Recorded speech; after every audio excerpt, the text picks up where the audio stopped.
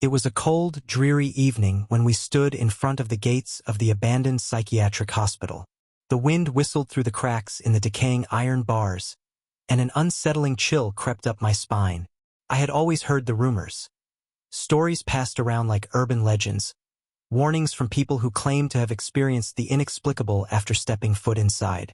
But like any group of curious thrill-seekers, we dismissed those tales as nothing more than fabrications, fueled by fear of the unknown.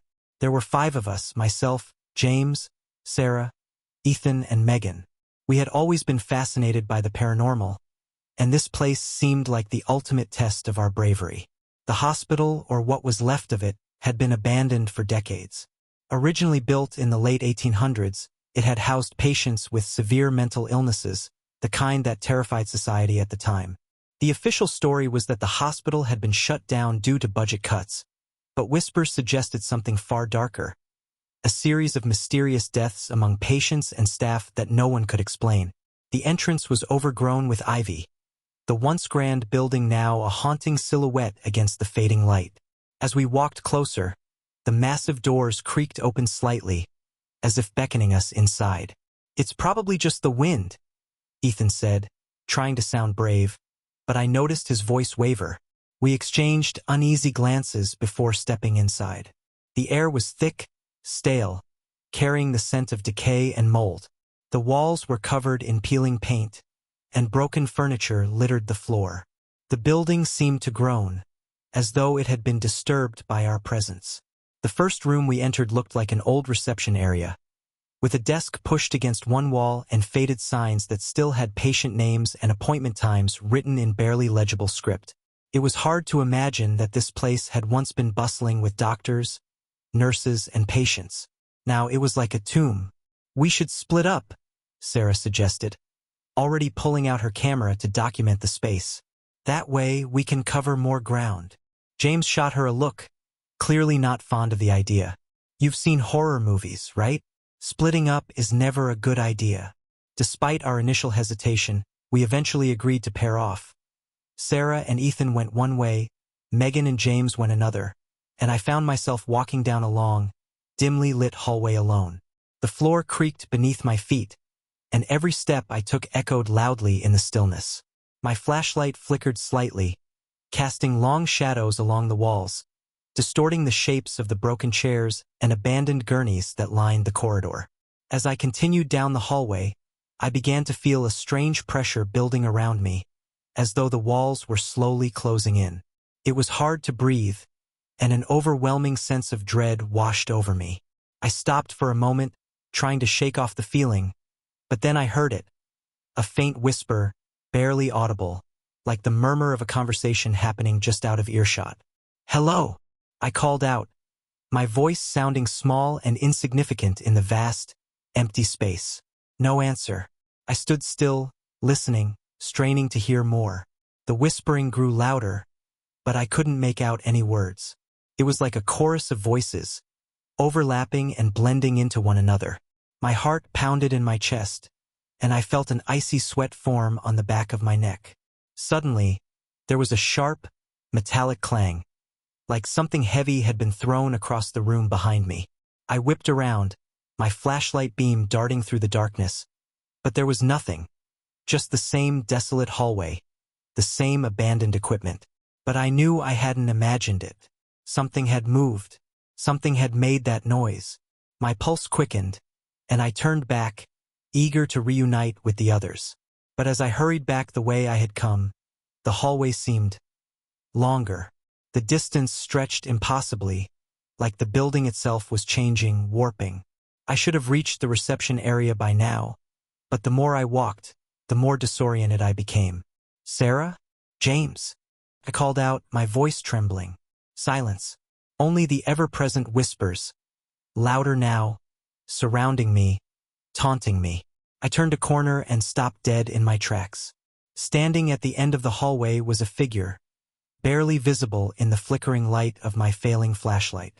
It was a woman, dressed in what looked like an old hospital gown, her hair hanging in tangled strands over her face. She didn't move, didn't speak, just stood there, staring at me. My breath caught in my throat, and for a moment, I couldn't move. Then, as if by some unseen force, the woman's head snapped to the side, and she vanished, dissolving into the shadows. Panic set in. I ran, my footsteps pounding against the floor, trying to escape the labyrinth that this place had become. But no matter how fast I moved, it felt like the building was swallowing me, pulling me deeper into its dark, twisted history. I stumbled into what appeared to be an old treatment room, the walls lined with rusted metal instruments and frayed leather restraints. The whispers were deafening now, filling the room like a cacophony of tormented souls. In the center of the room was an old bed, the mattress stained and torn. And there, lying on the bed, was a body. A figure shrouded in shadow, motionless but unmistakably human. I backed away, my mind racing, but before I could turn, the door slammed shut behind me with a force that shook the walls. I was trapped. My flashlight flickered out, plunging me into darkness. The whispers. They were right beside me now, circling me, brushing against my skin like cold fingers. Then, out of the darkness, I heard it, laughter. Low, guttural, and filled with malice. I wasn't alone in the room. Something else was here with me. Something that had been waiting for me all along. The laughter grew louder, and I felt a presence looming over me, its breath hot against my neck. I tried to scream, but no sound came out. The air was thick, suffocating, and I could feel my vision blurring. The last thing I saw before everything went black was the face of the woman from the hallway, her eyes glowing with an unnatural light, staring down at me as the world faded away. When I awoke, I was outside, lying in the overgrown courtyard. The others were there too, disoriented and shaken. No one spoke. We didn't need to. We all knew that something terrible had happened in that place, something we couldn't explain. And as we stumbled away from the hospital, the whispers followed us, lingering in the air, a reminder that we had trespassed where we didn't belong. We never spoke of that night again, but the nightmares never stopped.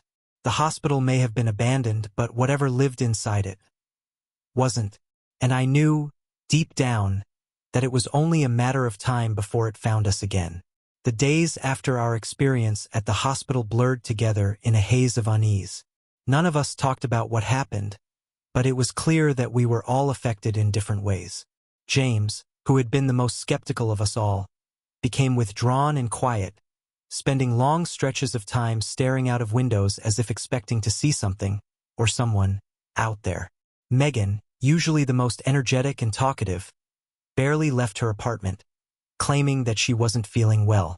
Sarah and Ethan, who had always been inseparable, now seemed distant, like something had come between them that neither could quite articulate. As for me, I couldn't shake the feeling that we had unleashed something. It wasn't just the nightmares, although those were bad enough, filled with flashes of the woman in the hospital gown, her hollow eyes following me through endless corridors. No, it was something more insidious. Everywhere I went, I felt watched. The whispering had followed me home.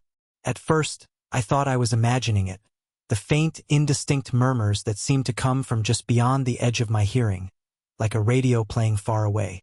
But it persisted. Day and night, the voices were there, lurking just beneath the surface of reality, always out of reach but never truly gone. I tried to rationalize it, to tell myself that it was just the trauma of what we'd been through. But there were things I couldn't explain, no matter how hard I tried. Objects in my apartment began to move on their own. Small things at first. A book would be shifted slightly on the shelf, or my keys would disappear from the spot where I'd left them, only to turn up somewhere else later. I wrote it off as forgetfulness, but deep down, I knew better. Then, one night, something happened that shattered any remaining sense of denial I had left. I was lying in bed, trying to fall asleep despite the usual whispering that seemed to fill the silence of my apartment. I had grown somewhat used to it by then, though it still unnerved me. As I lay there, staring up at the ceiling, the whispering grew louder, more distinct, like the voices were moving closer. I squeezed my eyes shut, telling myself it was just my imagination. But then I felt it, cold fingers brushing against my arm. I bolted upright, my heart hammering in my chest. The room was dark, but I could see the faint outline of something standing at the foot of my bed. It was her. The woman from the hospital, the one I had seen in the hallway. She stood there, motionless, her head tilted slightly to the side as if she were studying me. Her eyes, those terrible, glowing eyes, bore into me, filling me with an overwhelming sense of dread. I couldn't move, couldn't scream. All I could do was stare, paralyzed by fear, as she slowly lifted one hand and pointed at me. The whispering reached a deafening crescendo, the voices overlapping and swirling around me, but I still couldn't understand what they were saying.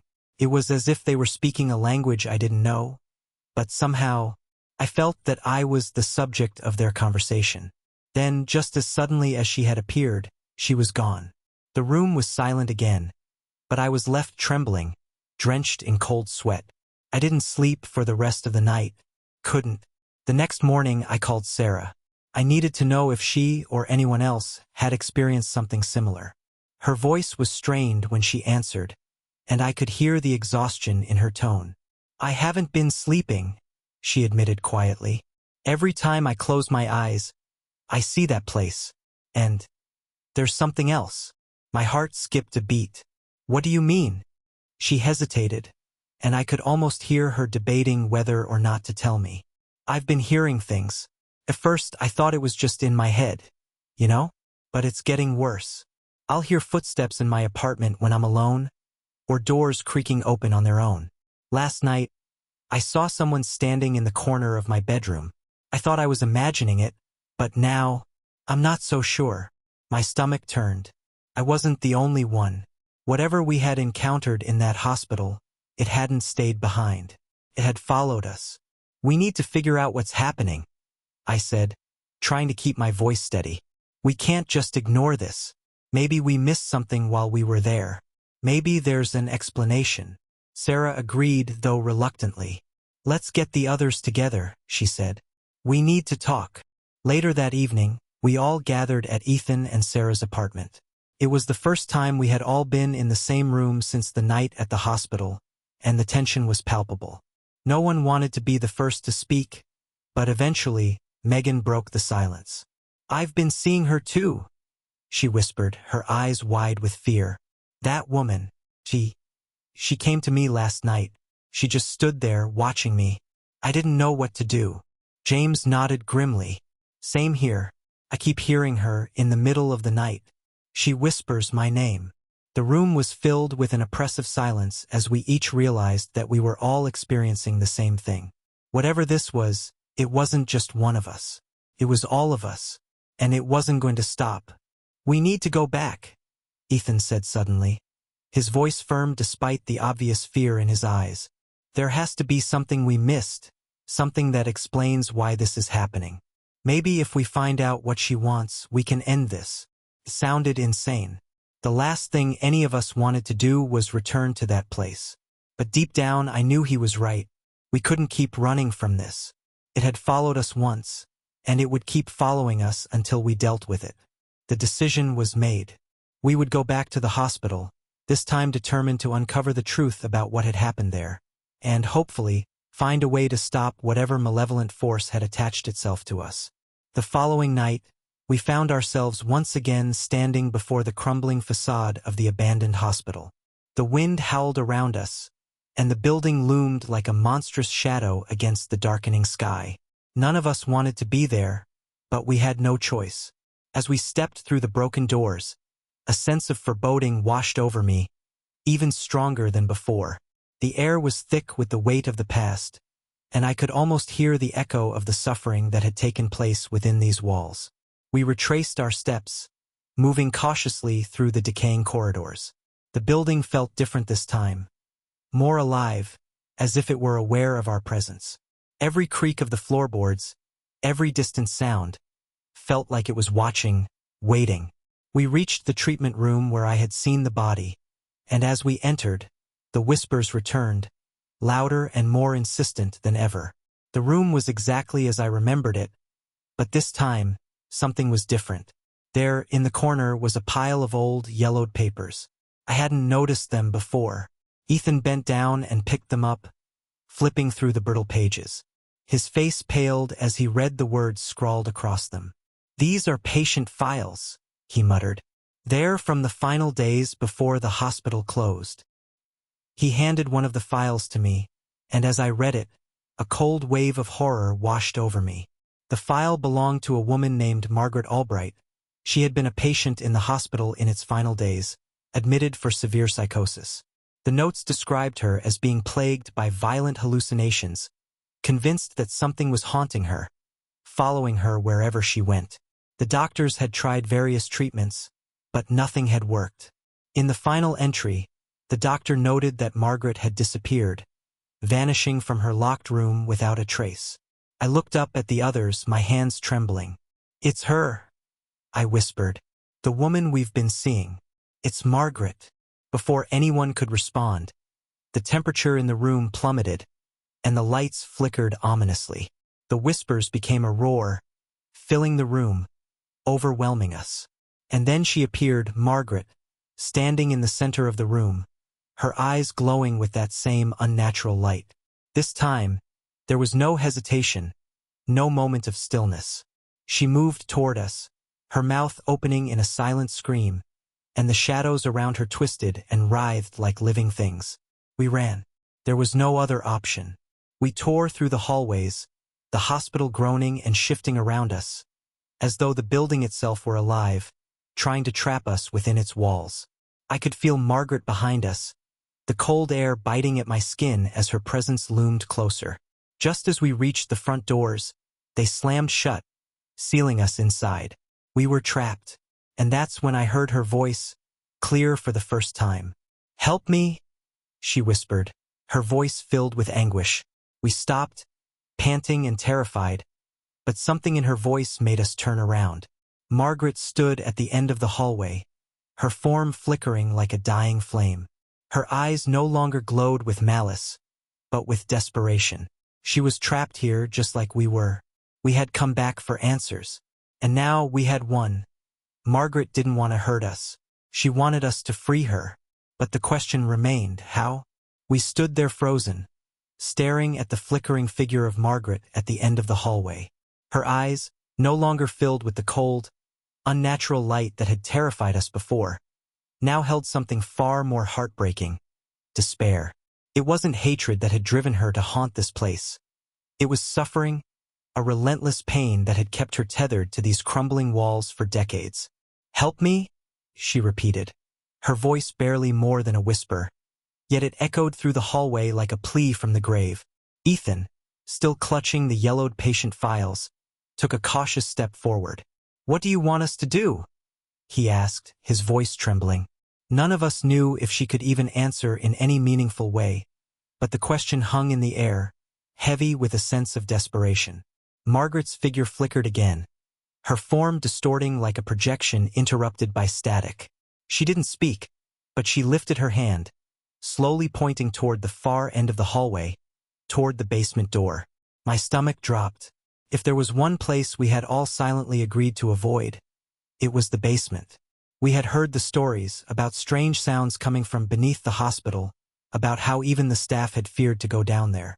During the hospital's final years, rumors circulated that certain patients were taken there and never returned. It had been locked for as long as anyone could remember. Now Margaret was telling us that the key to freeing her lay down there, in the dark, forgotten depths of this decaying building. "I don't like this," Megan whispered, her voice tight with fear. "We should leave. We shouldn't be doing this." I wanted to agree with her. Every instinct screamed at me to turn around and run, to get as far away from this cursed place as possible. But I couldn't shake the feeling that if we left now, Margaret, and whatever had followed us, would never stop. The whispering, the visions, the terror that had invaded our lives would continue until it consumed us completely. "We have to do this," Sarah said quietly, as if reading my thoughts. "We came back for answers. This is it." Reluctantly, we moved toward the basement door. The old, rusted handle was stiff, as though it hadn't been turned in years, but with some effort, Ethan managed to force it open. A foul, damp odor wafted up from the darkness below, and I felt my skin crawl at the thought of what we might find down there. Flashlights on, we descended the narrow, creaking staircase. The air grew colder with every step, and the oppressive weight of the building seemed to close in around us. The basement was a maze of long-forgotten storage rooms, medical equipment covered in dust, and crumbling walls that seemed to be holding up more through sheer will than structural integrity. As we reached the bottom, the whispers returned, louder than ever, filling the air like an incessant hum. But this time, they weren't coming from all around us. They were concentrated, coming from deeper within the basement. "There," James muttered, pointing toward a heavy metal door at the end of the corridor. It was different from the others, reinforced and sealed with what looked like old locks. A faint light flickered underneath the door, though none of us could explain how that was possible. Ethan tried the handle, but it was locked tight. He looked at us, his expression one of mounting dread. "There's something behind this door. I can feel it." Sarah stepped forward, her hands trembling as she held up one of the patient files. "I think this is where they took her," she said quietly. "Margaret wasn't just a patient here. She was part of something. I found a note in her file. Something about unorthodox treatment methods. They were experimenting on her." "Experimenting?" Megan echoed, her voice filled with disbelief. What the hell were they doing in this place? I remembered the rumors. Stories of illegal medical practices, secret experiments on patients that had been hushed up when the hospital finally shut its doors. But those had always been just stories, right? Now, standing here in the cold, rotting basement, I wasn't so sure. Suddenly, a sharp knock echoed from the other side of the door, making all of us jump. It was followed by a slow, dragging sound, like something heavy being pulled across the floor. My heart pounded in my chest as I took a step back, unsure of what to do. But Margaret, her presence was stronger now, almost palpable. I could feel her anguish, her desperation, and for a brief moment, it was like I was seeing the hospital through her eyes. The endless treatments, the agony of isolation, the fear of whatever waited behind this door. "She's trapped," I whispered, realization dawning on me. They did something to her down here, something that bound her to this place. We need to find out what it was. With renewed determination, we searched the basement, finally finding an old, rusted set of keys hanging on the wall near a workbench. Ethan grabbed them, and we made our way back to the door. My hands shook as I passed him the flashlight so he could try the keys one by one.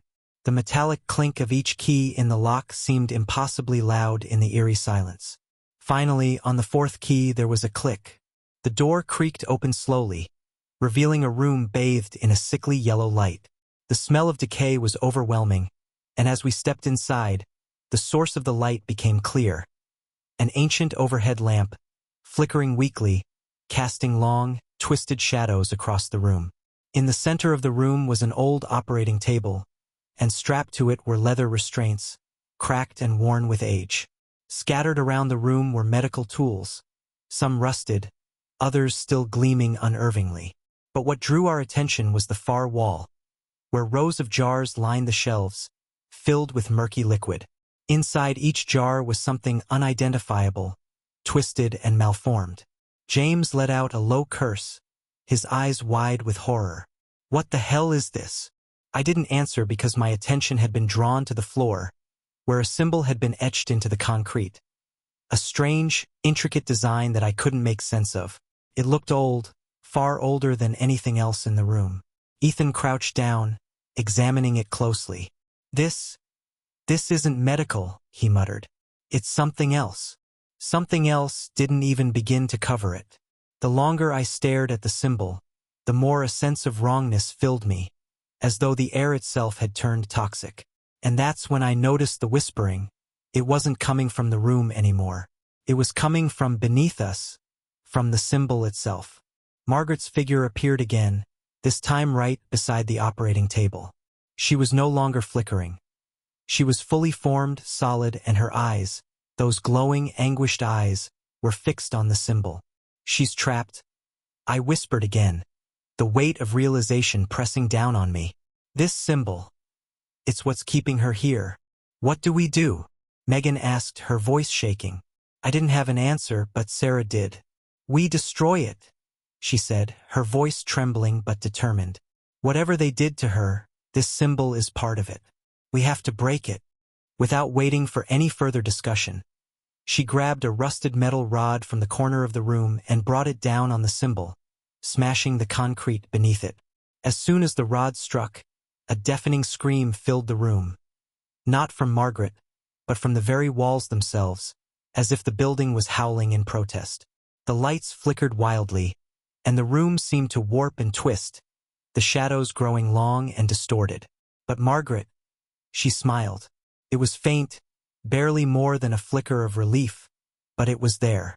Her form began to fade, her body dissolving into mist, and as she disappeared, the oppressive weight that had hung over the hospital lifted. For a moment, we just stood there in stunned silence, the air still thick with the remnants of whatever dark energy had been trapped in that place.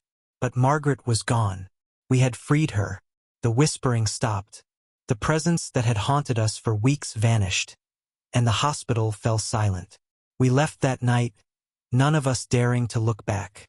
The nightmares, the visions, the strange occurrences, all of it stopped after that. But the memories never left us. I could still see Margaret's face in my mind, her eyes filled with that final, fleeting moment of peace. We never spoke about it again. We had done what needed to be done, but there was no comfort in it. We had uncovered something dark, something that should have remained buried. And though we had escaped, I couldn't help but wonder, how many more spirits like Margaret were trapped in places like that, waiting for someone to finally set them free? Even after Margaret was freed, the silence she left behind didn't feel comforting. It felt like a vacuum, an unsettling void that gnawed at me. Life should have gone back to normal, right? We had faced the horror and walked away. But something lingered, a residue of that experience that I couldn't quite shake. The others moved on, or at least they pretended to. Sarah and Ethan seemed to recover quickly, as if they had compartmentalized everything. They stopped talking about the hospital, the nightmares, and even Margaret. Megan went back to her usual energetic self, burying herself in work and socializing as though nothing had ever happened. And James, though quieter than before, still acted like he was unaffected. I envied them in a way, their ability to lock it all away. But for me, it wasn't that easy. I tried to return to normalcy, to the routines that once defined my days. But every time I closed my eyes, I saw that basement. I could still feel the cold, damp air clinging to my skin, still hear the faint, distant hum of those whispers. Sometimes, I'd wake up in the middle of the night, heart pounding, convinced I could hear them again, though faint, like a memory trying to break through. Weeks passed, and I thought maybe, just maybe, I was starting to heal. The nightmares became less frequent, and the persistent sense of being watched slowly faded.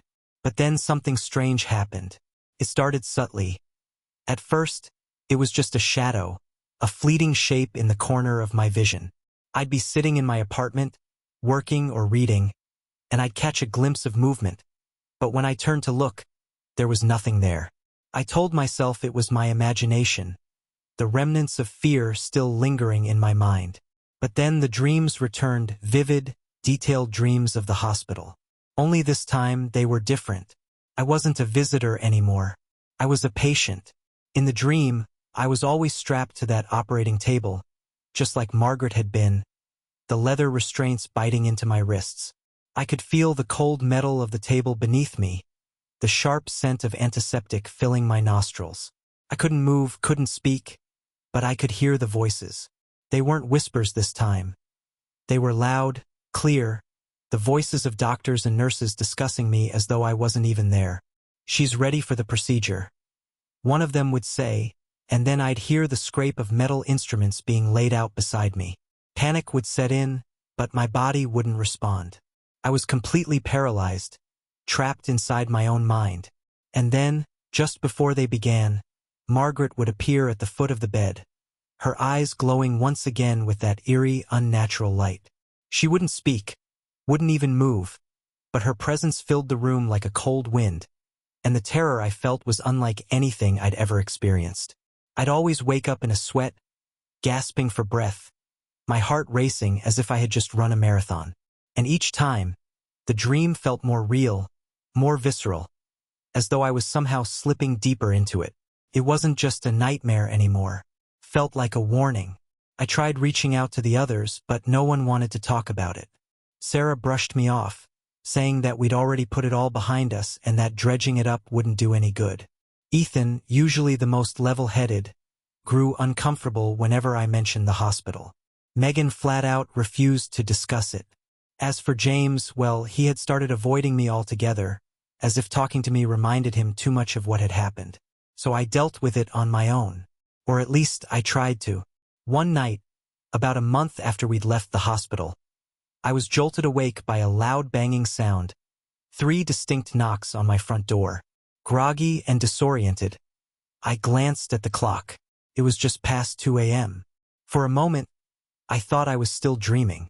The room was dark, but the faint light from the street lamp outside cast long, eerie shadows on the walls. I lay there listening, my breath held. Then, the knocking came again. 3 sharp, deliberate bangs, echoing through my apartment like gunshots. My heart pounded in my chest as I climbed out of bed and padded to the door. My hand trembled as I reached for the doorknob. When I opened it, there was no one there. The hallway outside was empty, silent except for the hum of distant traffic. I stood there for what felt like an eternity, staring into the empty hallway, trying to make sense of it. Maybe it was a prank, I thought. Maybe some drunk neighbor had knocked on the wrong door.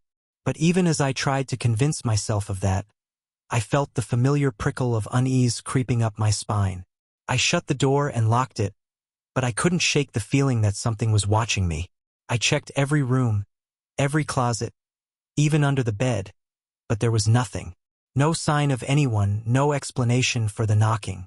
And yet, I couldn't shake the feeling that I wasn't alone. The next morning, I found a note slipped under my door. It was a single sheet of paper, yellowed and brittle, as though it had been pulled from an old file. My hands shook as I unfolded it, and my breath caught in my throat as I read the words. It was Margaret's name, written in the same jagged, uneven handwriting from the patient files we'd found in the hospital. Beneath her name were the words, "She wasn't the last." I dropped the paper like it had burned me, my pulse racing. The note had to be from someone playing a sick joke, someone who knew about what had happened at the hospital. But how? We had told no one. The thought that someone else knew about Margaret, knew about what we had done, sent a chill down my spine. Over the next few days, strange things began to happen again. Objects in my apartment would be moved, lights flickered at odd times, and sometimes I'd hear faint whispers, just like before. But this time, they weren't coming from the hospital. They were here in my home, following me. I felt like I was losing my mind, like the line between the nightmare and reality was beginning to blur. I started researching the hospital again, looking for answers that might help me understand what was happening. I combed through old newspaper archives, hospital records, anything I could find. The deeper I dug, the darker the story became. The hospital had been involved in secretive, illegal experiments on its patients, mystical rituals disguised as medical procedures, designed to trap souls in a state between life and death. The doctors had believed that by tethering the spirits of their patients to the hospital, they could harness their energy for their own purposes. Margaret wasn't the only one who had been trapped there. She had been one of many. And now, it seemed, I had attracted the attention of whatever malevolent force still lingered from those experiments. The knocking came again that night, this time accompanied by faint whispers from behind the door. But when I opened it, there was no one there. Only darkness, and a growing sense that something was watching me from the shadows, waiting. I was being hunted, and Margaret wasn't the last. I didn't know what to do. Running wouldn't help. Whatever this was, it wasn't bound to a place anymore. It was bound to me. The only option left was to face it, to figure out what the hospital had started and find a way to end it, once and for all. But as I gathered the courage to return to the hospital one last time, the thought gnawed at me. What if I was too late? What if, by freeing Margaret, I had unwittingly opened the door to something far worse? Something that had been waiting in the darkness, waiting for its chance to be free. And what if it wasn't just me that it wanted? What if we were all marked? As the realization settled in, that Margaret hadn't been the last and that something far worse had latched onto me, a new kind of fear gripped me. It wasn't just about the strange occurrences anymore, or the nightmares, or even the chilling knocks in the dead of night. It was about survival, and the creeping certainty that we had unwittingly unleashed something more powerful than any of us had anticipated. I spent the next few days in a daze, scarcely able to focus on anything but the growing dread. The whispers were back, constant now, and louder than ever. It felt like they were inside my head, gnawing at the edges of my sanity. I started seeing fleeting shapes in the corners of rooms, shadows that seemed to bend and warp when I turned to look. And each night, without fail, the knocking returned. Always at 2 a.m., always 3 sharp bangs, as if something or someone was reminding me that my time was running out. It was unbearable. I knew I had to talk to the others, but they had distanced themselves so much since we left the hospital. The memory of it had become like a forbidden topic, something none of us dared to mention out of fear that speaking about it would make it all real again. But I had no choice. I started with Sarah. After days of avoiding my calls, she finally picked up. I could hear the exhaustion in her voice, the strain of trying to live normally while the shadows of our past experience continued to stalk us. "I'm still hearing it," I admitted, my voice barely above a whisper, as though saying it out loud would somehow draw more attention from whatever was following me. "The knocking, the whispers. It's getting worse, Sarah." There was a long pause on the other end of the line. When she spoke again, her voice was quiet, fragile. "I know. I've been hearing it too." That admission hit me like a punch to the gut. I had hoped, desperately, that I was alone in this, that maybe it was all in my head. But hearing Sarah say it, I knew then that it wasn't just me. None of us had escaped whatever dark force had followed us out of that hospital. "Why didn't you say anything?" I asked, feeling a mix of anger and betrayal. "Because I thought it would stop," she said, her voice shaking. "I thought if I ignored it, if I acted like everything was fine, maybe it would go away. But it's not going away, is it?" "No," I whispered. "It's not."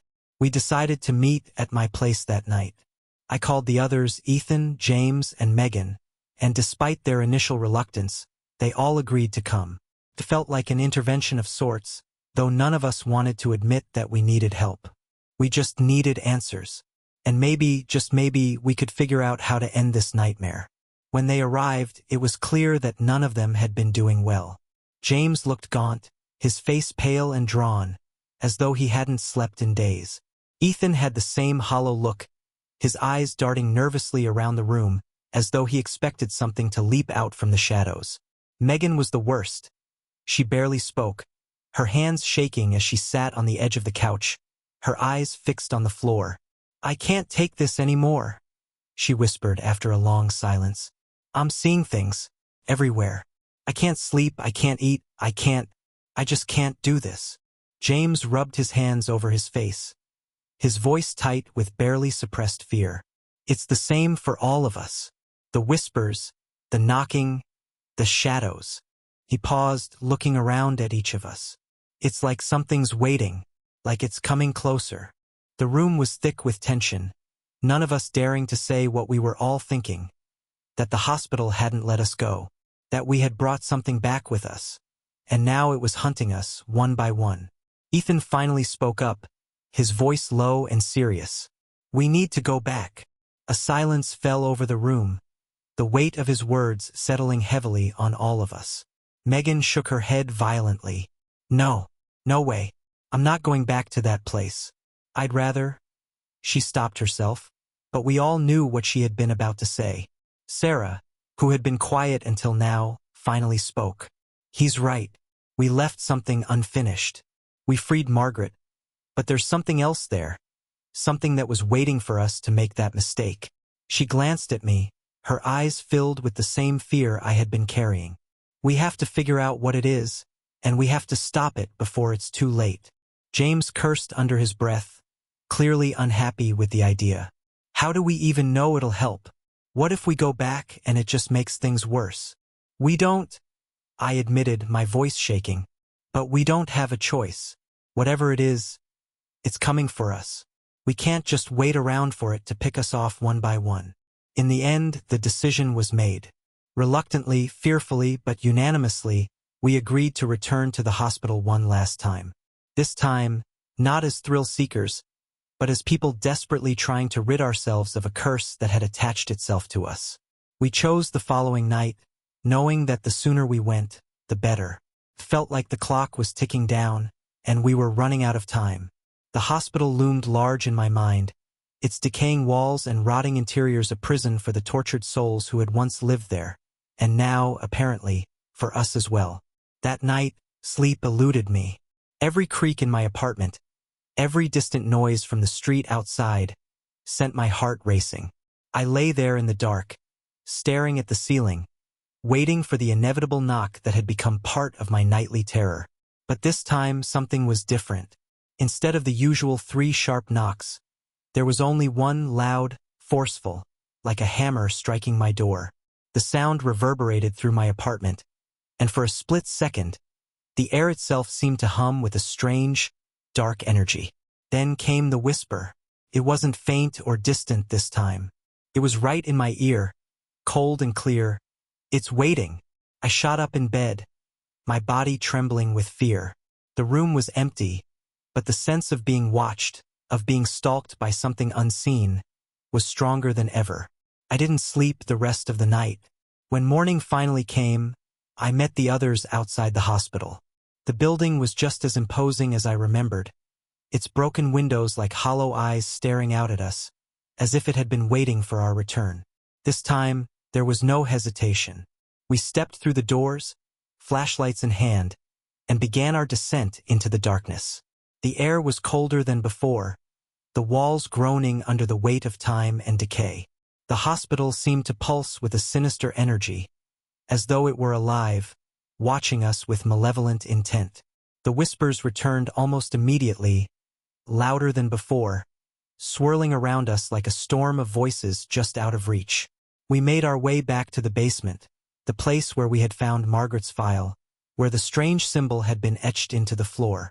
But something was different. The air down there was thicker, heavier, like the very atmosphere was pressing down on us. The symbols were still there, but this time, they were glowing faintly, a sickly red hue that pulsed in time with the whispers. "What the hell is that?" Ethan muttered, his voice barely audible over the noise. I didn't have an answer. None of us did. But we knew one thing for certain. Whatever had been awakened, whatever had been set free when we broke the first symbol, was still here. It was waiting for us. The feeling of being watched intensified as we gathered around the center of the room. The symbols on the floor seemed to shift and twist, the lines blurring and distorting as we approached. I could feel the weight of something unseen pressing down on me, something ancient, something angry. "Now what?" Megan asked, her voice trembling. Before anyone could answer, the door to the basement slammed shut, sealing us inside. The sound of the basement door slamming shut was like the final nail in a coffin, sealing us inside with whatever malevolent force had been waiting for us. The room went deathly still for a moment, the air thick with an unnatural silence that felt like it was pressing down on my chest, making it hard to breathe. My flashlight flickered, the beam casting long, distorted shadows on the walls, and I could feel my heart pounding in my throat. What the hell just happened?" Megan whispered, her voice barely audible over the sound of my own rapid heartbeat. No one answered. None of us knew. But deep down, we all understood one thing. We weren't leaving this basement until we dealt with whatever was still lurking in the shadows. The whispers returned, louder now, filling the room with their eerie, dissonant chorus. This time, though, they weren't distant or elusive. They were right here, circling us, as if the air itself had become alive with their presence. I could hear fragments of words, barely discernible but enough to make my skin crawl. Trapped, punished, they return. James took a step back, his flashlight beam shaking as he swung it wildly around the room. "What is that? What do they want?" Suddenly, a figure appeared at the far end of the room. Margaret. But this time she wasn't alone. Behind her, shadowy figures began to materialize, one after another, their outlines flickering like static on an old television. They were the patients, other victims of whatever dark rituals had been conducted in this hospital. Their faces were pale, hollow-eyed, and twisted with agony. They weren't here to help us. They were part of it. They didn't stop with her, I muttered, my voice barely a whisper. They did this to all of them. The realization hit me like a punch to the gut. Margaret had been just one of many, one of countless souls trapped in this place by the dark, twisted experiments of the hospital's doctors. The symbols on the floor weren't just traps for spirits. They were seals, locking these tortured souls in a limbo between life and death. And when we had broken the first seal, we had freed Margaret. But we had also unleashed something far more dangerous. The figures began to move closer, their forms becoming more solid with each passing second. The temperature in the room plummeted, and I could see my breath hanging in the air in front of me. Panic surged through me, but there was nowhere to run. "We have to stop this," Sarah yelled, her voice cutting through the growing chaos. "We need to break the seals, all of them." Ethan nodded, his face pale but determined. "It's the only way. We need to free them all, or we're not getting out of here alive." We didn't have time to argue. The shadowy figures were closing in, their whispering voices growing louder and more dissonant. The symbols on the floor glowed brighter, pulsing with an ominous red light. It felt like the walls were closing in on us, as if the entire building were alive, feeding off the fear and suffering that had been trapped here for decades. Without thinking, I grabbed the rusted metal rod we had used before and brought it down hard on one of the glowing symbols etched into the floor. The concrete cracked beneath the force of the blow, and as the symbol shattered, a deafening scream filled the room. It wasn't a scream of pain, it was a scream of release. One of the shadowy figures dissolved into the air, vanishing in a swirl of mist. "Keep going," I shouted, adrenaline surging through me. "We have to break them all." One by one, we attacked the remaining seals, smashing them with everything we had. Each time we broke a seal, another tortured soul vanished, their whispers fading into the ether. But with every broken seal, the room seemed to grow darker, the air heavier, as if the hospital itself was fighting back, trying to keep us trapped. As we destroyed the last of the symbols, the basement seemed to shudder, the walls groaning and creaking under some unseen force. The shadowy figures were gone, but Margaret remained, standing silently at the center of the room. Her eyes, once glowing with that eerie, unnatural light, were now dim, filled with a kind of peaceful resignation. "It's over," Sarah whispered, her voice trembling with exhaustion. Margaret looked at us for one last, fleeting moment. Her lips moved, but no sound came out. Then, slowly, she began to fade, her form dissolving into the darkness until she was gone, leaving behind only the faintest echo of the whispers that had haunted us for so long. The oppressive weight that had filled the room lifted, and the air felt lighter, almost breathable again. The basement was silent now, truly silent, and for the first time in what felt like an eternity, I didn't feel like I was being watched. We stood there, stunned and exhausted, the reality of what we had just done slowly sinking in. The seals were broken. The souls of the patients, Margaret and the others, had been freed. Whatever dark force had held them here was gone. "Is it really over?" Megan asked, her voice small and uncertain. I wanted to say yes, to tell her that we had finally put an end to the nightmare. But the truth was I didn't know. The hospital still stood, its decaying walls filled with the echoes of the horrors that had taken place within them. We had broken the seals, but who was to say that the darkness wouldn't find a way back? But for now, the whispers had stopped, and for the first time since that fateful night, I felt a strange, fragile sense of peace. "We need to leave," Ethan said quietly, his voice cutting through the silence. "We need to get out of here." We didn't argue. One by one, we made our way back up the creaking staircase, through the crumbling corridors, and out into the cold night air. The hospital loomed behind us, dark and silent, its secrets finally laid to rest. But as we stood there, staring at the building's broken facade, I couldn't shake the feeling that something still lingered, something we couldn't see, but that had always been watching. We left that night, and none of us ever returned. In the months that followed, life slowly returned to normal. The nightmares stopped, the whispers faded, and the knocking ceased. We tried to move on, to forget what had happened in that cursed hospital. But some things can never be forgotten. Even now, sometimes late at night, I'll wake up with the feeling that I'm not alone, that something is watching from the shadows. I'll hear a faint whisper, so soft it's almost imperceptible, but unmistakable nonetheless. And I know, deep down, that while we may have escaped the hospital, the darkness we encountered there, it never truly lets you go. It's waiting, always waiting, and one day it might just come back.